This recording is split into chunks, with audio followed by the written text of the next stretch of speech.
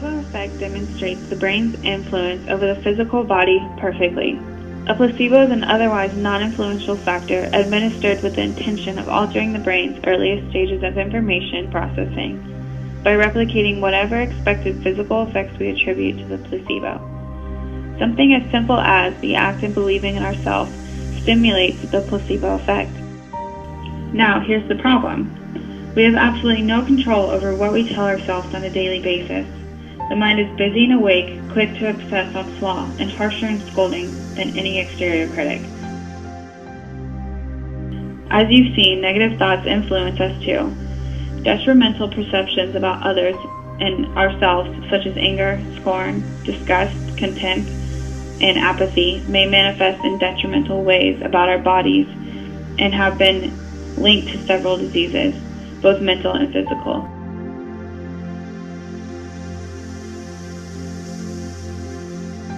Flow is to lose yourself in your work. You work and persist in your work disregarding hunger, pain, fatigue, and discomfort. You are fully engaged in an activity or emotion. Flow is a state of mind or an experience, a state of experience that we feel when we are totally involved in what we are doing. I began to notice how important this feeling is in the arts, for instance, for painters or musicians who, when a painter begins to fill a white canvas, a canvas with nothing on it, and he or she begins to put colors on this canvas and begins to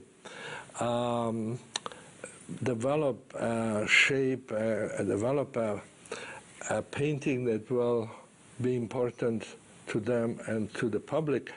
The artist completely loses track of the time. They don't notice they're hungry, they're tired. They are just sometimes working for days without stopping. And that feeling that then they try to explain it to someone who wasn't involved in the painting, and they explain it as being completely carried away, almost like being in a river and the flow of the water takes them on.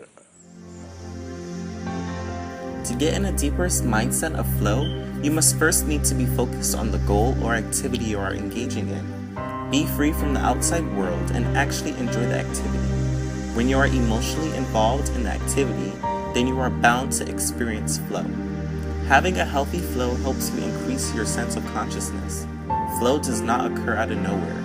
When you are active in that skill-building activity, flow kicks in. It's better to seek out challenges than meet or exceed your skill, because if not, we are not benefiting from it, and we won't experience flow. Now that we've finished examining the essential components to mindfulness, the power of the brain to influence the body, and the positive attributes of flow, we wanted to see if the participants could invoke their own power of positive thinking after just 15 minutes of being mindful. It was time to test our theory. We gave the participants what we said was a general self-opinion test. What we didn't tell them was that the questions were actually from an adult ADD diagnosis form that I had modified. The test asks targeted questions that gauge an average person's opinions about their attentiveness in their everyday life, and was specially designed to see if meditation had any effect on our own perceptions about ourselves. There were only 20 unique questions in total, but each one came in a pair, with both a negative modifier and a positive modifier. If the difference in the two answers was positive, then the subject answered more strongly towards the positive modifier. If the difference between the two answers was negative, the subject answered more strongly towards the negative modifier. We gave a test before the meditation, then the same 20 questions were completely reworded and scrambled into a second post-meditation test. Though you couldn't tell by looking at the test, it was simply the same 20 questions reworded 80 different ways, in both a pre-meditation test and a post-meditation test. The ratio of answers between the two would provide us with the results we were looking for. We wanted to see if just 15 minutes could make the difference in the influence and strength of these negative and positive modifiers. We also wanted to see if the subjects were generally preoccupied with the past, the future, or other external worries. I mean, to a certain extent, but who doesn't? Well, I just woke up and had a lot of thoughts and was like thinking about everything I have to do today, so.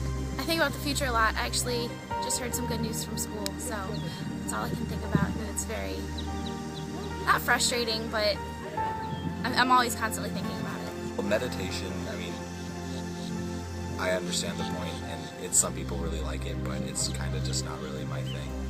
Everyone had different opinions about meditation, but even a skeptic couldn't argue with the results of the test. After their eyes had opened, we gave them the same test, reworded. We also wanted to see how they felt after this experience. So my experience was just really peaceful all the time. It's like the outside is really nice, the wind was kind of blowing, it made everything feel really good. Relaxed. I liked it. I liked that it was outside, the breeze felt really nice. You know, it was nice and calm, and it was good that it was in the morning, because I was still kind of tired and not too amped up yet. Very relaxed, very spiritual, you know, at peace with myself and with the world. Meditation, I really like it, and it's so nice out here. It's like really pretty, and the breeze, it was really easy to like kind of let my thoughts go. It was actually pretty empty, which was very nice for once. Clearly, the participants had felt something from this experience, but what would the results of the test show? Despite the mixed opinions about meditation, the results of the test would give us an objective idea of its effect. The results were exactly what we expected across the board, and the experiment was a grand success. After just 15 minutes of meditation, the ratio of positively answered questions was up 5%, and the amount of negatively answered questions decreased by over 13%, as well as the number of true or neutral answers decreasing by around 9%. Not only this, but the average polarity or strength of positive answers was up by about 5%, and the average polarity of negative answers was down by about 3%. 15 short minutes of sitting down and being mindful increased the participants' self-perceptions. The results showed that every single one of the subjects answered questions on the survey more positively and with less influence from negative modifiers. The ability to identify and remove these negative hindrances was successfully cultivated by all of our participants, even the skeptics. If our ability is truly generated by our own self-perceptions, and we believe it is, then there is no telling how far we can stretch our potential if we would just give the time towards being mindful. The truth is, we are all capable of being far more than we currently are. We're just not designed to believe it when we hear it from ourselves.